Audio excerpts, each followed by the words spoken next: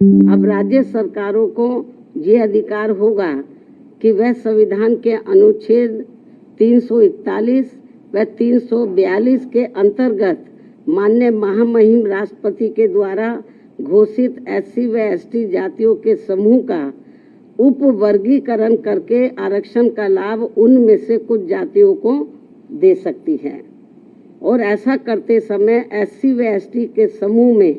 बची हुई जातियों को उससे वंचित की निगाह में उन जातियों को अब आरक्षण के अन्य महामहिम राष्ट्रपति के द्वारा क्योंकि उन जातियों में SC व सामाजिक तौर पर अन्य जातियों से बेहतर स्तर पर हैं। माननीय सुप्रीम कोर्ट के समक्ष इस उप वर्गीकरण के पक्ष में जोरदारी से दलील रखते समय बीजेपी द्वारा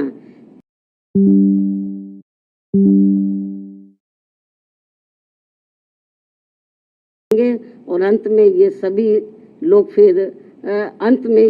लोग फिर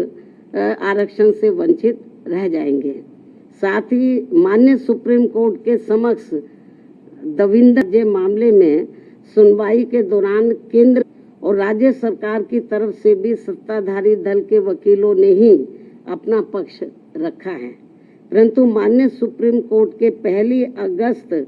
2024 के आए निर्णय के बाद अब तक इन सरकारों ने अपना पक्ष स्पष्ट नहीं किया है, जिससे अन्य को लेकर काफी भ्रांति की स्थिति बनी हुई है। माननीय सुप्रीम कोर्ट के समक्ष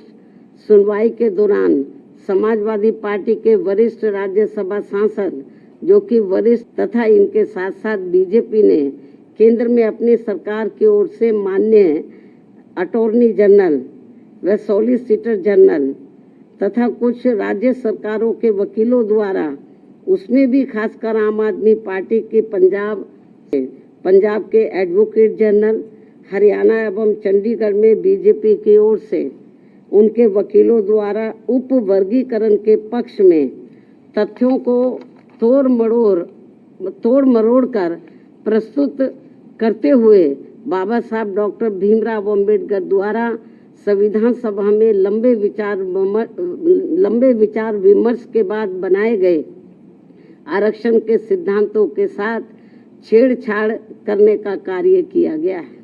जो कि आरक्षण को पूरी तरह समाप्त करने की मानसिकता के साथ उठाया गया ये गंभीर कदम है। माननीय सुप्रीम कोर्ट के 1 अगस्त 2024 के दिए गए निर्णय के बाद अनुसूचित जाति और जनजाति के लोगों के भीतर आपसी द्वेष की भावना बढ़ेगी और समाज में विभाजन की भावना को और अधिक बढ़ावा मिलेगा, जो कि राष्ट्र की एकता और पर करारा प्रहार करने जैसा होगा।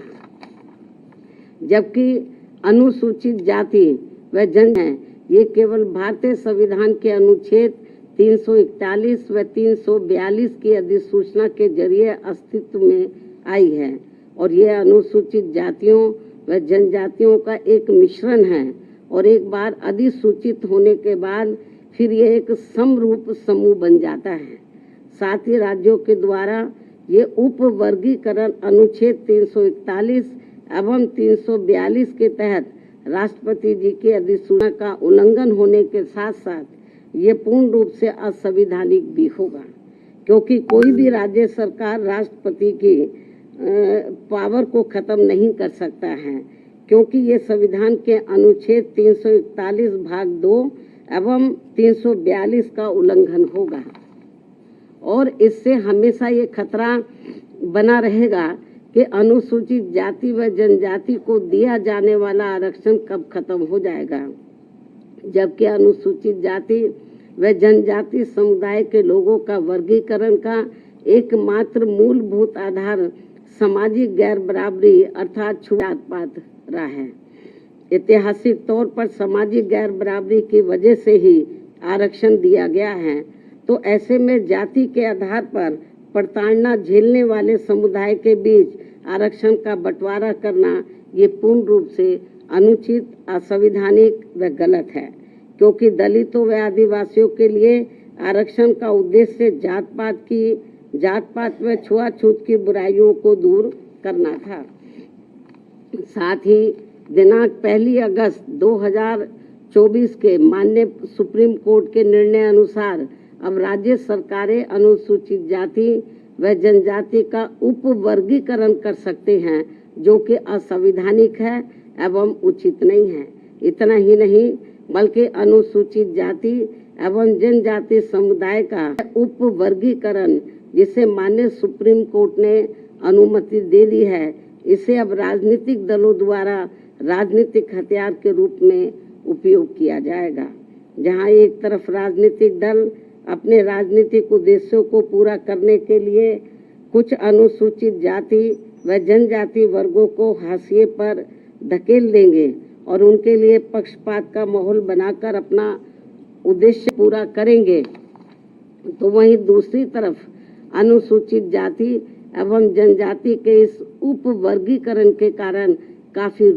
पद रिक्त रह जाएंगे और आगे चलकर फिर उन पदों के अनारक्षित श्रेणी में तब्दीली हो जाने की प्रबल संभावनाएं होंगी। अतः जिस मुख्य उद्देश्य के लिए परम पूज्य बाबा साहब डॉक्टर भीमराव अंबेडकर ने संविधान के तहत अनुसूचित जाति एवं जनजाति वर्ग को आरक्षण दिया था, उसे अब एक प्रकार से प्रभावहीन बना दिया जाएगा, अर्थात खत्म कर दिया जाएगा। वैसे भी खासकर बीजेपी, कांग्रेस व समाजवादी पार्टी आदि हमेशा से ही एसटी वर्गों को मिल रहे आरक्षण के विरुद्ध रहे हैं और इसलिए इनके वकीलों ने उपवर्गीकरण की काफी जोरदारी से कोर्ट के सामने अपनी दलीलें भी रखी हैं और इसे खत्म करने की सिफारिश में ये पार्टियां हमेशा प्रयासरत रहती हैं। समाजवादी पार्टी ने तो संसद के भीतर ही पदोन्नति में आरक्षण संबंधी बिल को ही बीजेपी और कांग्रेस की मिली भगत से फाड़ दिया था, जिसे आज तक केंद्र सरकार संसद में दोबारा नहीं ला सकी है, जिसकी वजह से माननीय सुप्रीम कोर्ट के नागराज के निर्णय एससी व एसटी कर्मचारियों को पदोन्नति में आरक्षण संबंधी लाभ से वंचित रहना पड़ा है तथा अब इसी प्रकार से इस नए निर्णय दिनांक 1 अगस्त 2024 के तहत अंत में हमेशा के लिए ही इन वर्गों को आरक्षण से वंचित करेगा और इससे फिर बीजेपी, कांग्रेस व समाजवादी पार्टी आदि को आरक्षण खत्म करने के लिए इन्हें संविधान बदलने की भी जरूरत नहीं पड़ेगी। और यही कारण है कि इन पार्टियों ने केंद्र सरकार व राज्य सरकारों की तरफ से उचित पैरवी भी नहीं की है और काफी कुछ उपवर्गीकरण के पक्ष में दलीलें रखी हैं, जिससे कि मौजूदा चल रहे आरक्षण के विरुद्ध निर्णय आए और एनडीए व इंडिया अलायंस की सभी पार्टियों की नीयत ठीक होती और वो एससी व एसटी को मिल रहे आरक्षण में छेड़छाड़ आदि करके उसे खत्म नहीं करना चाहते, तो फिर मेरी इन सभी पार्टियों से ये अपील है कि ये सभी पार्टियां इस विषय पर, इस मुद्दे पर देश के समूचे एससी व एसटी समाज के समक्ष अपने स्पष्ट करें और इसी चल रहे संसद सत्र में संविधान में उचित संशोधन लाकर ये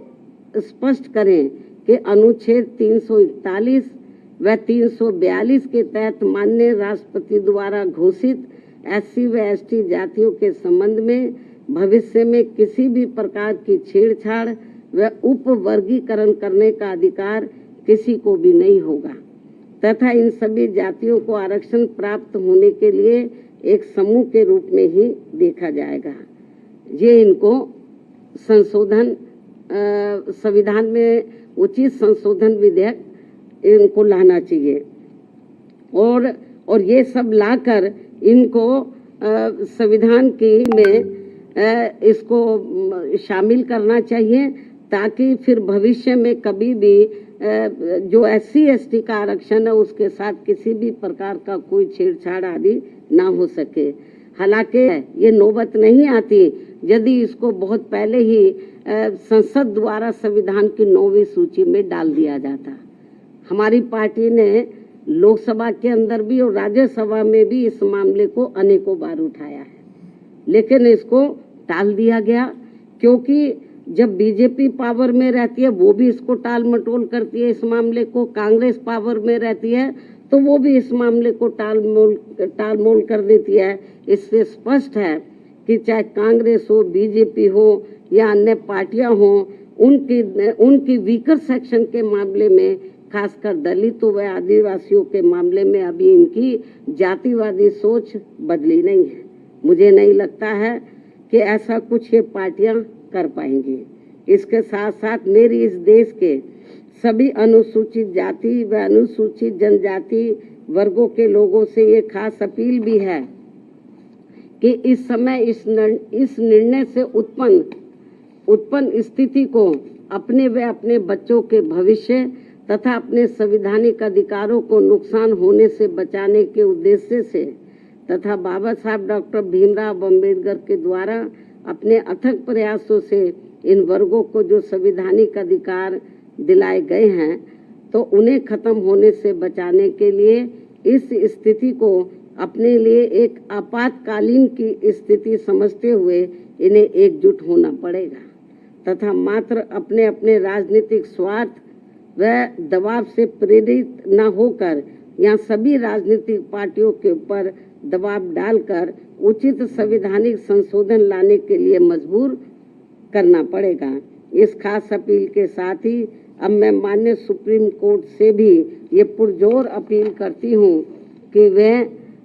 देश में SC व ST वर्गों के हितों में अपने 1 अगस्त सन 2024 के दिए गए फैसले पर खुद ही पुनर्विचार करके इसमें मेरी इन सब बातों को खास ध्यान में रखते हुए जरूरी बदलाव लाए, तब्दीली लाए, वरना इन वर्गों में से आरक्षण के पात्र लोगों को बड़ा भारी नुकसान हो जाएगा। इस खास अपील के साथ ही